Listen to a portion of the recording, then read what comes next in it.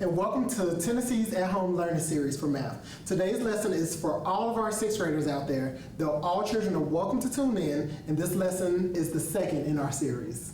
My name is Reggie Caruth, and I'm an assistant principal here in Tennessee Schools and a former math teacher. I'm so excited to be your teacher for this lesson. Welcome to my virtual classroom. If you didn't get to see our previous lesson, you can find it on Tennessee Department of Education website at www.tn.gov/education. You can still tune in to today's lesson if you haven't seen the others, but it may be more fun if you go back and watch our other lessons since we'll be talking about things from our previous lesson. Today we'll be learning about how to write and evaluate expressions in mathematics. Before we get started, to participate fully in our lesson today, you'll need the following: pencil, paper, calculator, if you have one, but it's not required. So, let's begin. In this lesson, we will be working with linear expressions, which means we will have a variable. Everyone tell me, what is a variable?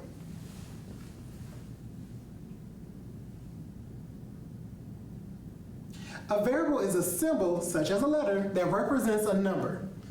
This is like a placeholder for the number when it's not there. Let's get started. So I want you to show me, if you can write this out, how can we show a number increased by 2? A number increased by 2. A number increased by 2. I want to see you show that for me.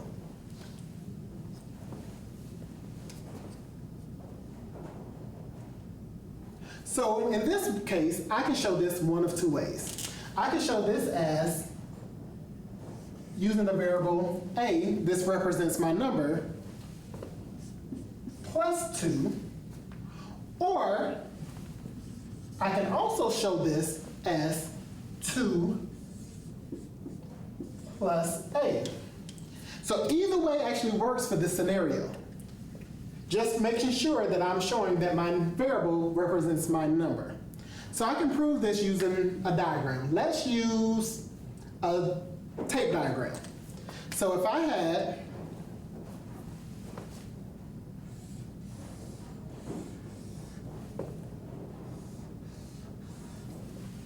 I'm use this, and this is going to represent 2, and this is going to represent a. So I'm going to have A, I'll make this a capital A so it's easier to read, A and 2. I'm going to do the same thing in my reverse. So I can have this represent my 2, and this represent my A.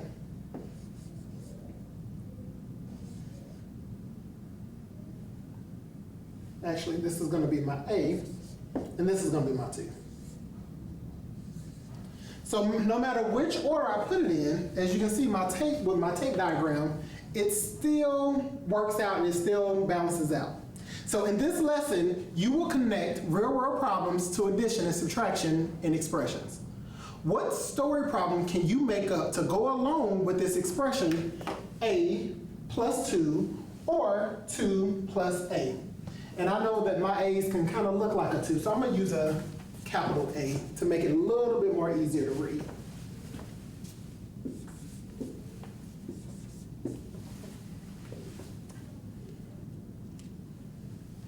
So I want you thinking of a scenario that can represent this expression, A plus 2.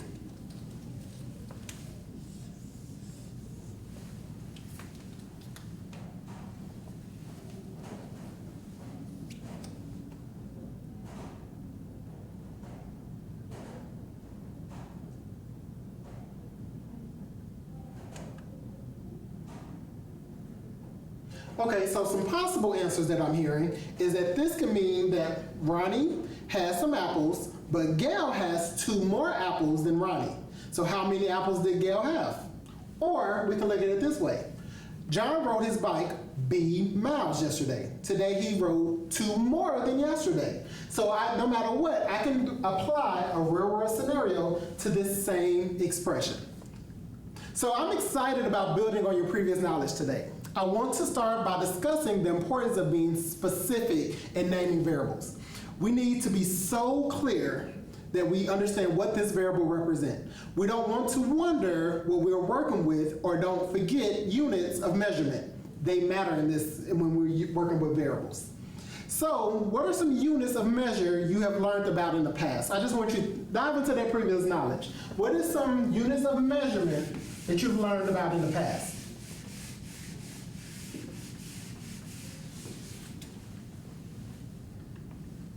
So, some possible answers: feet, miles, yards, cups, hours, etc. Those are all great possible answers of units of measurement. So why do you think when we need to consider our units in our answers and making sure that we're specific with them? I'm gonna give you a second to think about that.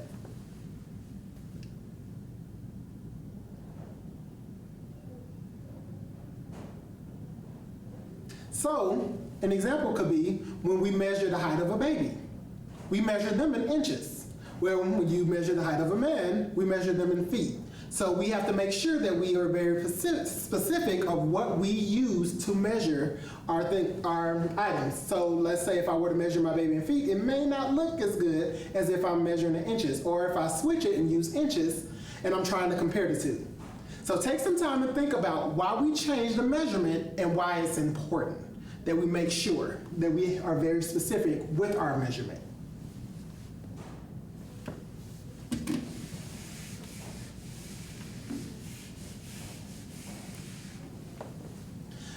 Okay, are you ready to dive into some math? All right, make sure you remember we have to be very specific when we're doing our measurements. We're gonna practice some.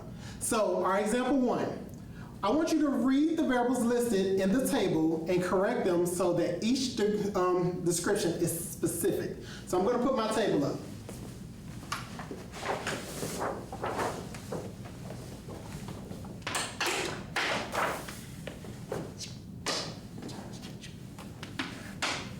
So again, I want you to look at all of these, and I want you to write your description so that it's very specific for each one of these variables listed. I'm gonna give you some time to do this because we have 1, 2, 3, 4, 5 to solve. I'm gonna give you a couple minutes to solve this.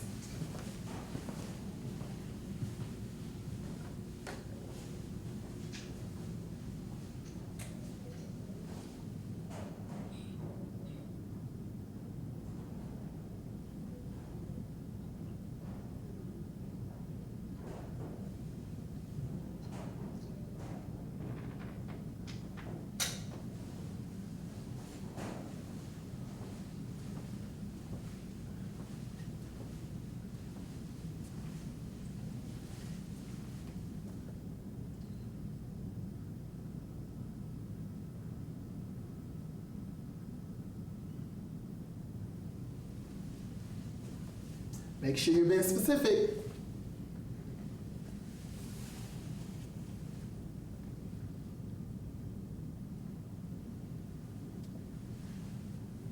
Make sure you read each one, the incomplete description, and be very specific to complete the description.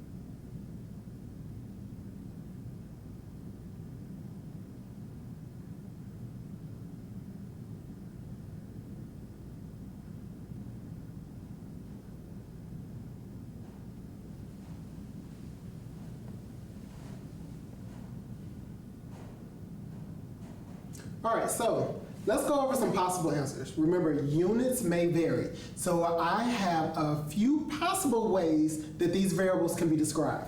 You may have selected a different unit, such if I selected miles per hour, you might have selected something else. That's okay. We just got to make sure that we're very specific when given a problem. We want to know what we're actually finding. So this is just some possible answers that we're going to go over.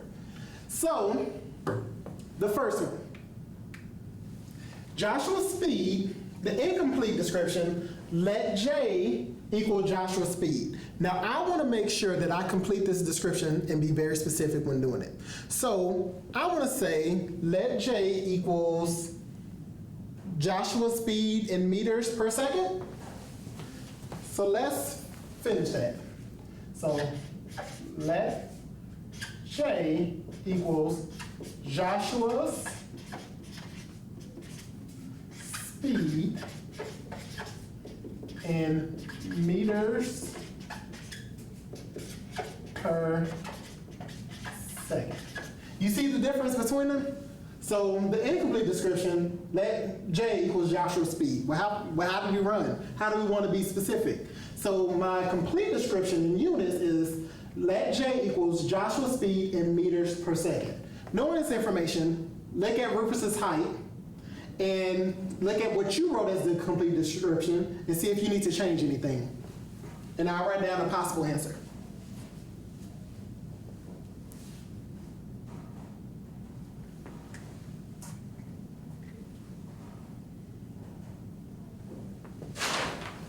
So, a possible, we're going to say let R equal Rufus's height in, let's say, centimeters.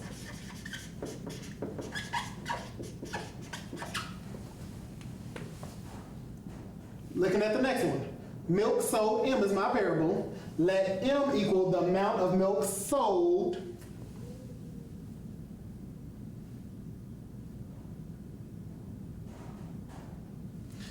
let's say let M equal the amount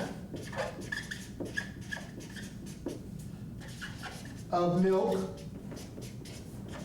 sold in gallons.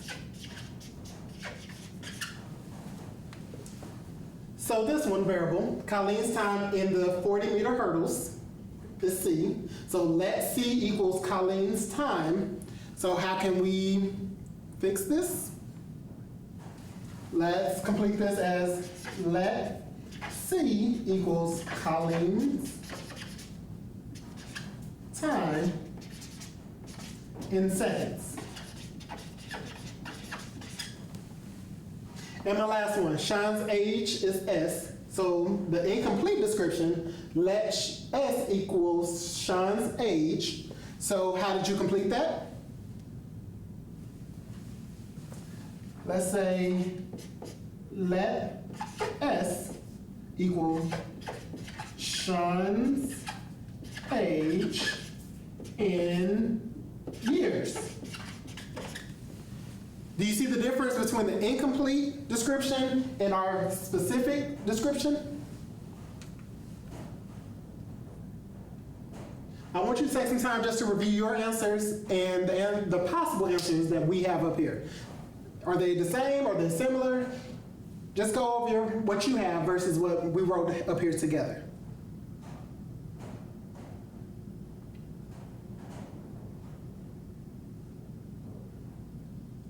Sweet, let's move on. Here's example 2. We don't need you anymore.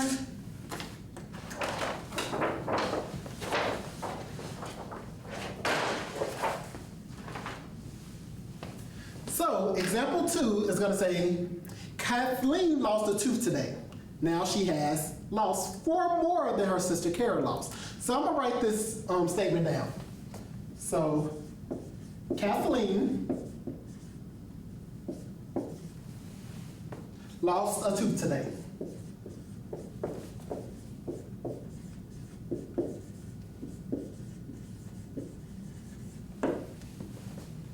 So now she has lost 4 more.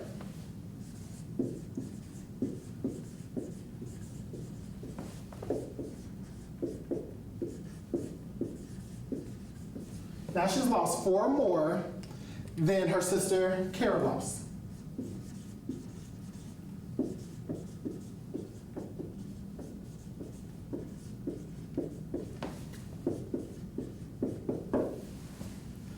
So we're gonna write an expression with this.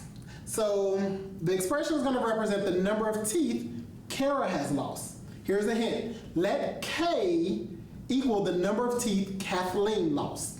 So I want you to think about that. And I want you to try to write an expression that represents this. So again, my hint is let K equal the number of teeth Kathleen has lost. And we're writing an expression that represents the number of teeth Kara has lost. So I want to give you a minute to write this down.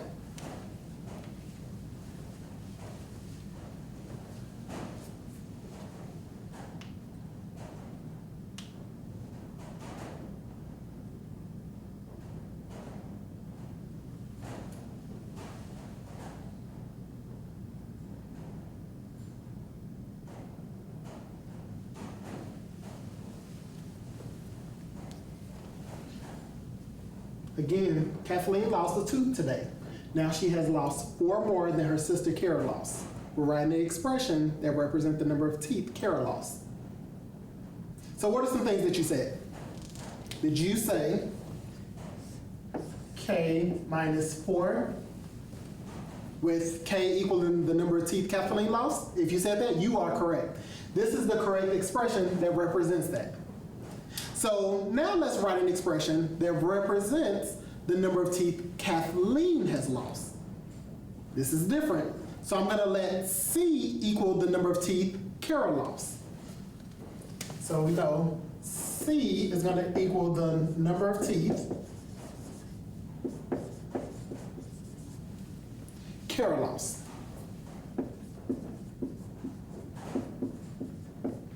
There's your hint. I want you to write a new expression that represents that.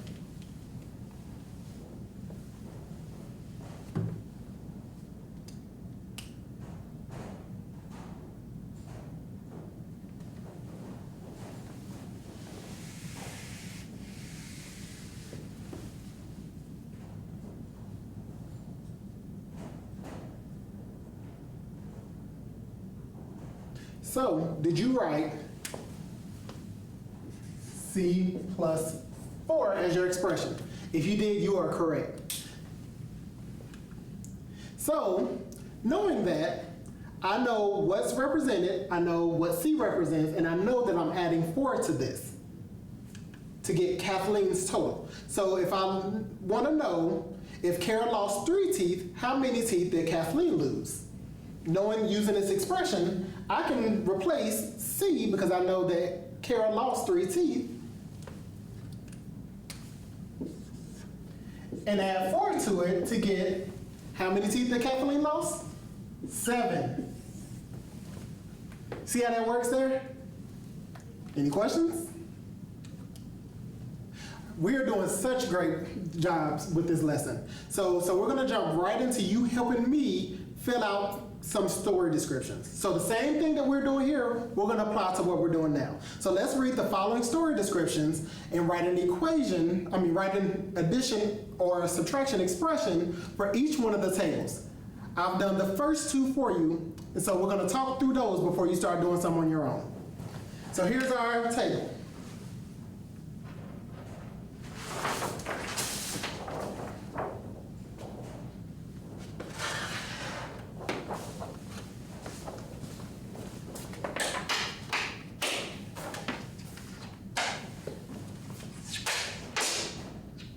So let's talk through the first one. My story problem says Greg has $2 more than his brother's Jeff. Write an expression for the amount of money Greg has. So in my description of units, I let J equal Jeff's money in dollars. And I'm gonna underline that because that's important. In dollars. My expression that represents that is J plus 2. When I evaluate the expression, what if Jeff has $12? When I evaluate that, I plug in 12 for J. That's going to give me 12 plus 2, which is 14. So now I know that Greg has $14. Let's look at another one before you try some on your own. So this one says Greg has $2 more than his brother Jeff. So the problem changes on us. Write an expression for the amount of money Jeff has. So I know what I'm writing my expression for. Write an expression for the amount of money Jeff has. So let Greg money in dollars equal G. So G equals Greg's money in dollars. My expression is G minus 2. When I evaluate this expression, I know that Greg has $14. So now I can take this 14 and plug it back into my expression to see how much money does Jeff have.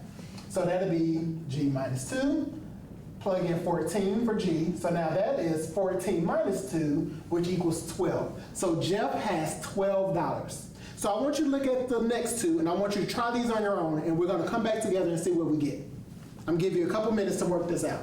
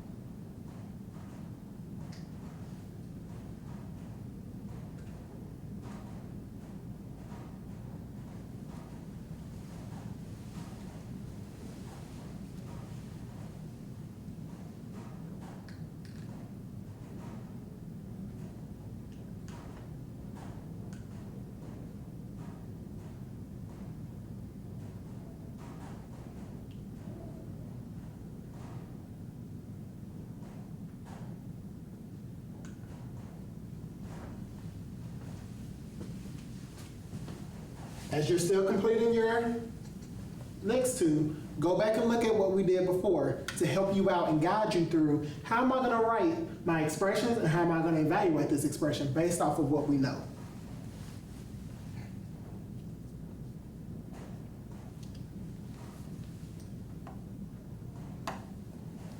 If you need to, go back to the previous problem that we wrote down and see if you still have anything in your notes that can help you.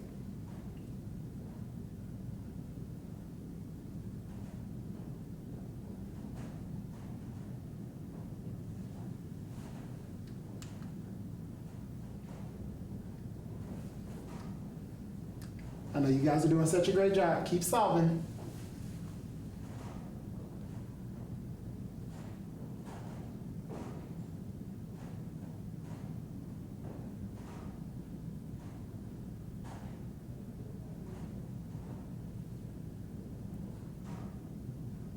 All right, let's work on some together. Let's work on these two together. Tell me what you got, and then we're gonna write them up here on the board.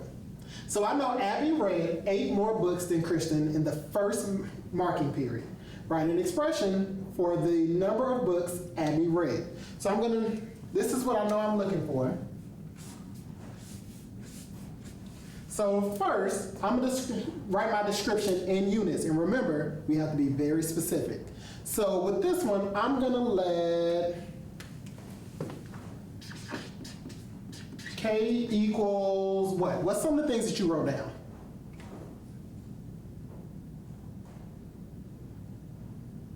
So I'm gonna let K equal the number of books Kristen read in the first marking period.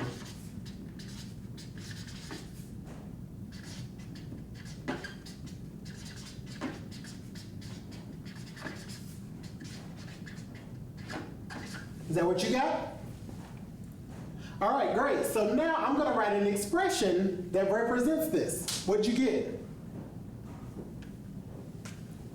So hopefully you wrote K plus 8.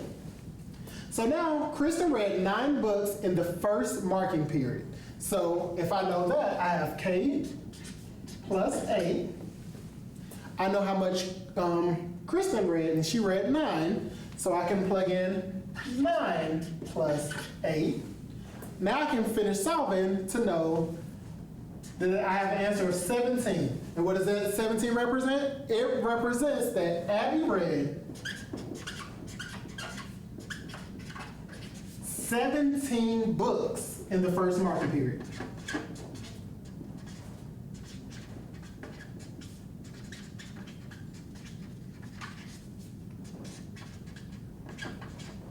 All right, let's discuss the last one. Ian scored 4 fewer goals than Julia in the first half of the season. Write an expression for the number of goals Ian scored. So I'm gonna let J equals what? It's gonna equal the number of goals scored by Julia. Now I can write an expression that represents that. It's going to be J minus 4 because I know it's the word fewer is there. So if Julia scored 13 goals, now I'm going to be able to evaluate this expression.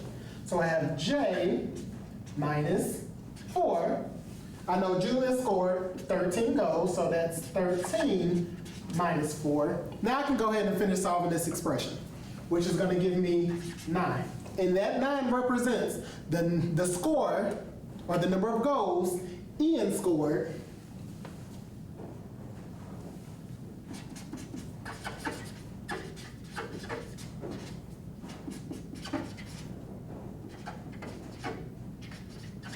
Good job. That was tough, but we got through it together. So great work. Today we reviewed ways to write and evaluate expressions. I hope you're seeing the significance to the units as we name a variable for an expression and how we have to be very specific. You sure did do a great job, and I know you worked hard. After the video, you have some problems to practice on your own. Good luck and do your best. Boys and girls, I've enjoyed doing some mathematics with you today. Thank you for inviting me into your home. I look forward to seeing you again. I look forward to being here for you all being here for the next Tennessee at Home Learning Series. Bye.